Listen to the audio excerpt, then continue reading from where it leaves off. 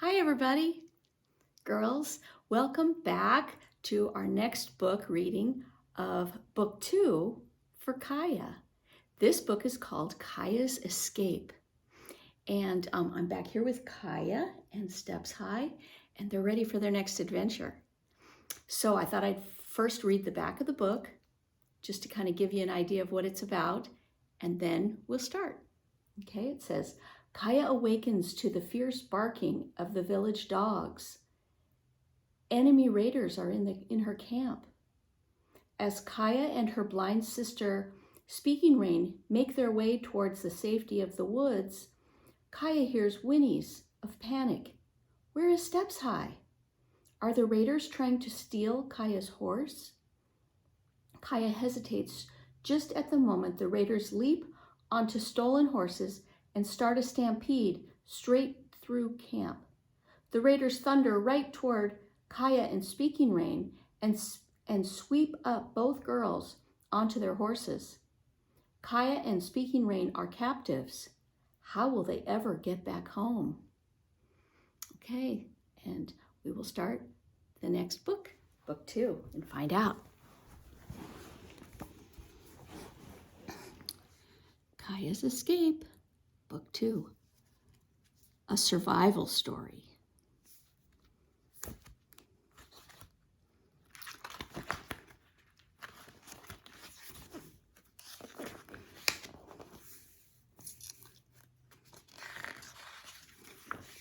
And I thought I would go over the characters again, just so that you can remember.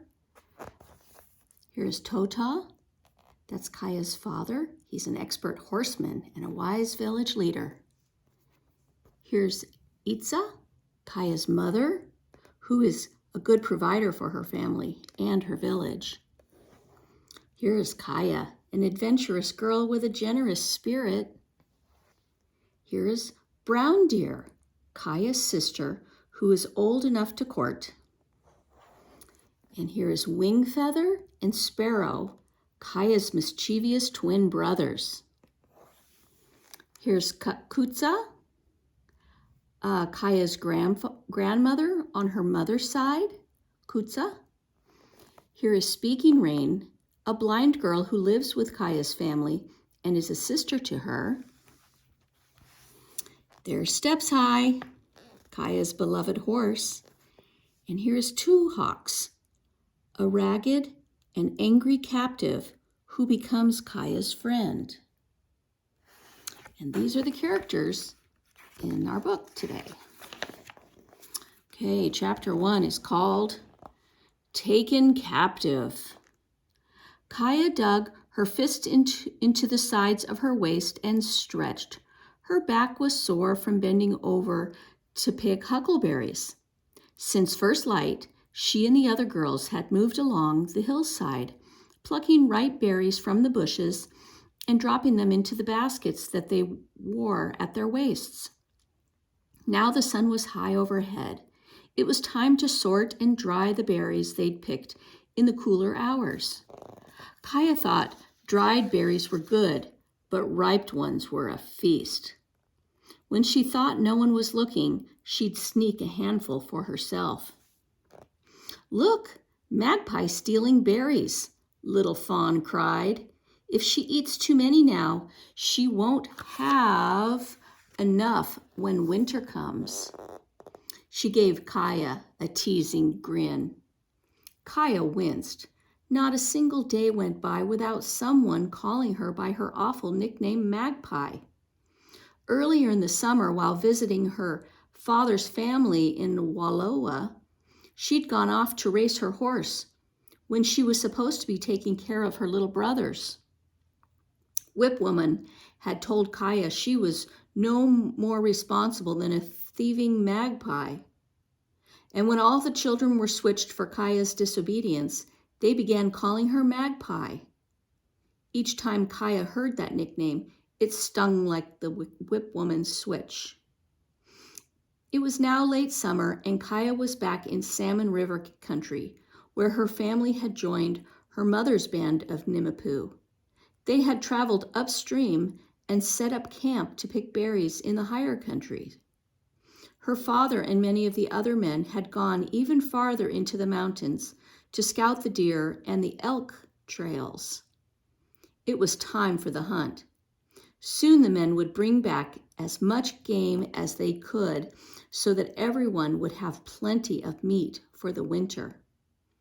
With the dried meat, fish, and berries, there would be good provisions for the cold season to come. Kaya untied the basket from her belt and spread leaves over the berries to keep them from falling out of the basket.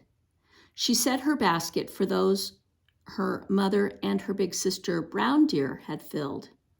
All the women and girls had been berry picking, even the youngest girls who wore little baskets, though they were allowed to eat more berries than they saved. Kaya's grandmother was loading baskets onto her horse. Katsa glanced over her shoulder at Kaya, then nodded at a little girl with her tiny basket. "Remember when you were young?" she asked Kaya. "Remember how you'd run to give me the first berries you picked?" Kaya smiled, glad to be reminded of those happy days. "I remember you always praised me for my berries," she said. "You said I'd be a good picker one day." "And you are," Katsa said.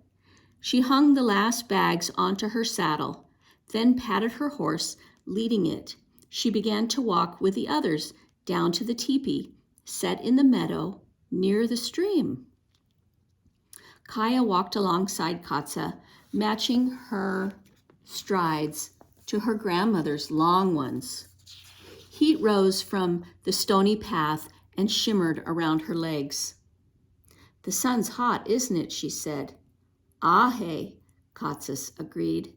"The day is hot and our work is hard, but we need to pick berries so we won't go hungry this winter." Kaya studied the thick groves of lodgepole pines that ringed the meadow below. "Could Speaking Rain and I sleep outside the teepee tonight?" she asked. "I think we'd be cooler in the meadow." "We'll be cool enough inside," Katsa said. "I want you two near me. With many of our men away, we'll be safer if we stay close together. The boys are keeping the herds close by too. Look, there's your horse with the others." Kaya shaded her eyes. She quickly identified Steps High by the star on her forehead.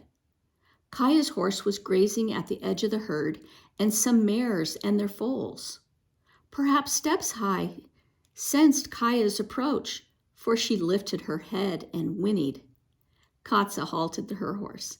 She picked some large leaves from a thimbleberry plant beside the trail, then sprinkled a pinch of dried root on the earth in thanks for what she'd taken. She used the leaves to wipe sweat from Kaya's forehead and then to dry her own face. "Go sit in the shade with Speaking Rain for a little while," she said. "The heat has tired you." Kaya found Speaking Rain sitting under a pine tree. Speaking Rain was blind, so she'd stayed in the camp with the elderly women and men. She was weaving a beargrass basket for Katsa that Katsa had begun for her.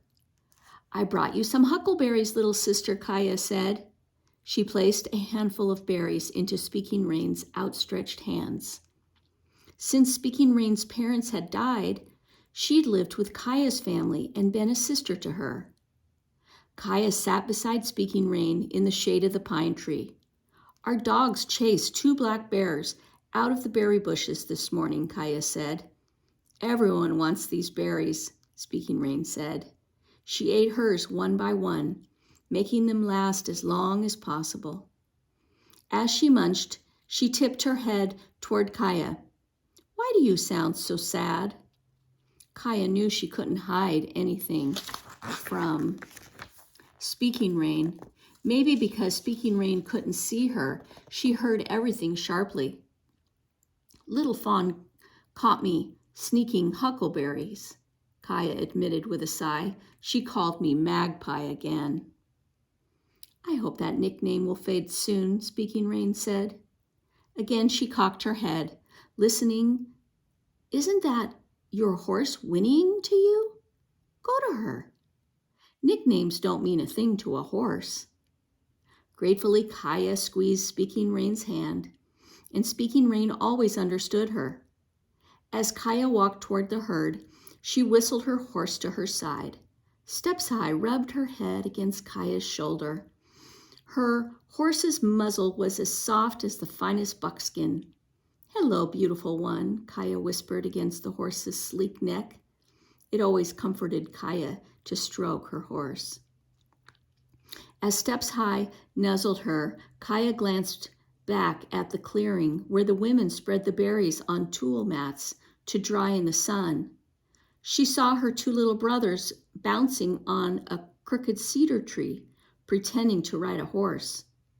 Nearby, little girls played with their buckskin dolls. Dogs lolled beside the teepees, their tongues out.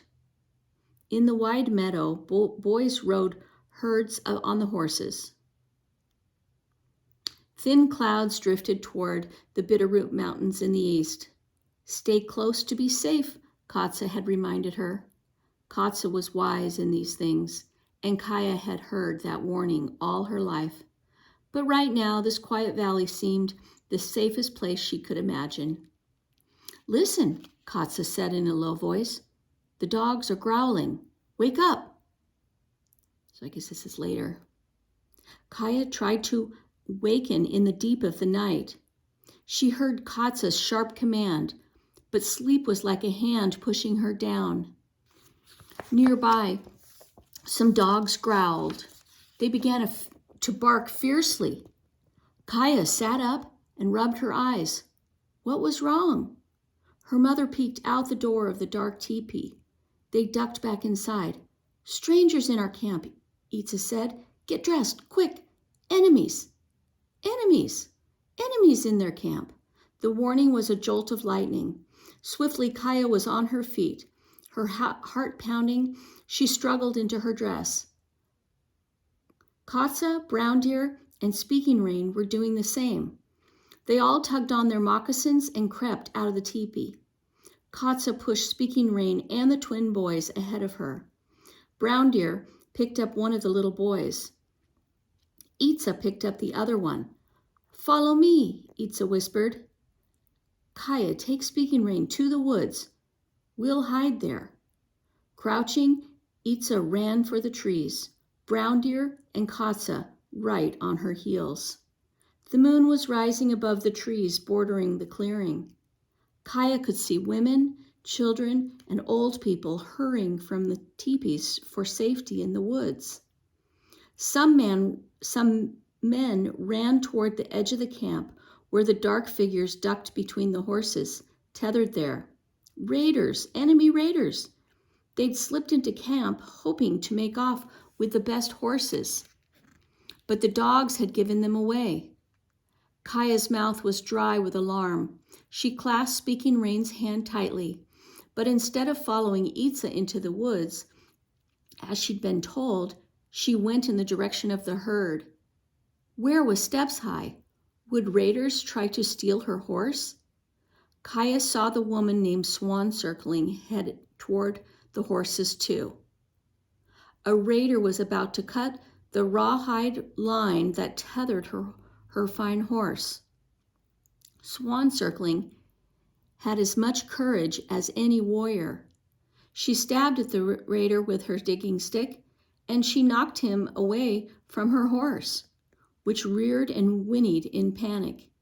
The raider leaped onto the back of another horse he'd already cut loose, and with a fierce cry, he swung the horse around and galloped straight through camp, coming right at Kaya and Speaking Rain. With a gasp of fear, Kaya tried to run out of his way, pulling Speaking Rain behind her. Too late, Kaya threw herself onto her stomach, dragging Speaking Rain down with her. The raider jumped his horse over them and plunged on. Kaya struggled to her knees. Now other raiders raced through the camp toward the herd. They lay low on their horses, trying to stampede the herd, so that no one could ride after them. The horses snorted and screamed with alarm. and a few broke away. Was Steps High with them? Kaya whirled around. Nimipu men with bows and arrows were running to cut off the raiders. Arrows hissed by. Kaya clasped Speaking Rain's hand again and ran for the safety of the woods. A horse brushed against her, almost knocking her down. She felt someone seize her hair, then grasp her arm, and Speaking Rain's hand was yanked from hers. A raider swung Kaya roughly behind him onto his horse. She sank her teeth into his arms, but he broke her hold with a snap. Kaya looked back for Speaking Rain. Another raider was dragging her onto his horse. Speaking Rain, Kaya cried, but her cry was lost in the tumult. The raiders raced after the herd, which ran full out now. The Nimipu men gave chase on foot, but they were quickly outdistanced. Terrified, Kaya clung to the raiders' back. The herd was thundering down the valley. The raiders in the rear. The night was filled with boiling dust. Hoofbeats shook the ground and echoed in Kaya's chest. She caught a glimpse of Steps High running with the others. Her horse had been stolen by the enemies. She was their captive too, and so was Speaking Rain. All that night and on through the next day and night, the raiders ran the stolen horses eastward. When their mouths tired, they paused only briefly before jumping onto fresh horses and going on. Kaya knew they wanted to get out of Nimipu country before they were caught. Because the raiders didn't rest, Kaya and Speaking Rain couldn't rest either. The mountains and the valleys below went by in a blur. In her fatigue, Kaya sometimes thought she was a blue lake in the sky. Sometimes she thought the distant rolling hills were huge buffalo. And sometimes she did fall asleep, her head bumping the raider's back. He slapped her legs to waken her. She thought then about jumping off the running horse, but she knew she'd be injured or killed on the narrow, stony trail. Maybe it would be better to jump off and be hurt and die than to be a captive, Kaya thought. But she couldn't abandon Speaking Rain. When the sun was high overhead, the raiders finally stopped to rest. They left a scout to guard their trail and took the herd to a grassy spot by a little lake where the horses could feed and drink. Kaya saw Steps High standing by the water with the other foam-flecked horses. Their heads were down and their chest heaved from the punishing journey. How she wished she could go to her horse. When the raiders gathered to share dried meat, Kaya got a better look at them. They were young, bold, and proud of themselves for stealing so many fine horses. She thought they spoke the language of enemies from buffalo country. Though Kaya couldn't understand their words, she knew that they boasted of their success. Perhaps they were proud too, that they had driven the herd all the way through Nimipu country to the northern trail through the Bitterroot Mountains. The raider who seized Speaking Rain offered her some of the buffalo meat. When she didn't respond, he waved his hands in front of her eyes, then made a noise of disgust.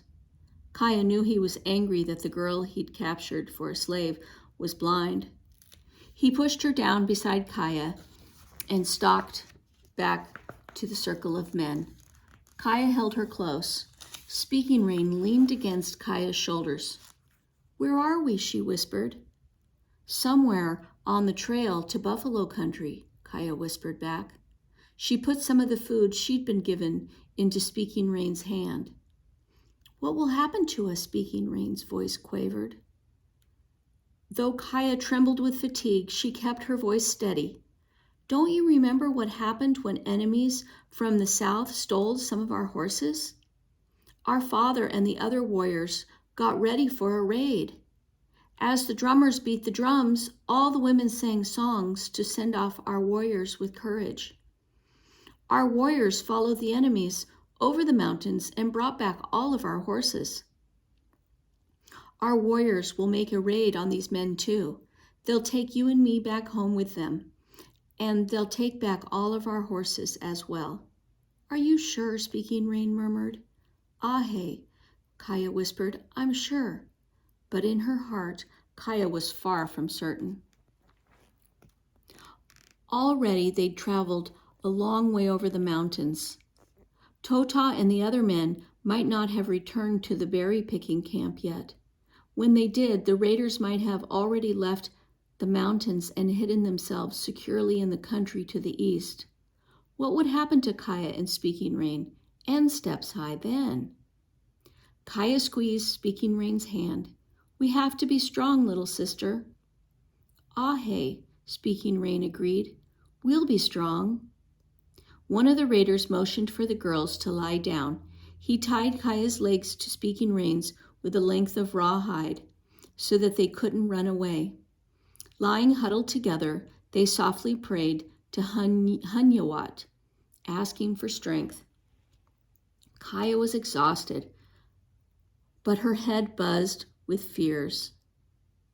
"I'm afraid to sleep," she whispered to Speaking Rain. "Me too," Speaking Rain whispered back. She put her cheek against Kaya's shoulder. "Remember the lullaby that Katsa used to sing to us?" Kaya nodded. Then, to her surprise, Speaking Rain began to sing gently. "Ho na ni, ho ha no ni. She's my precious one, my own little dear precious one."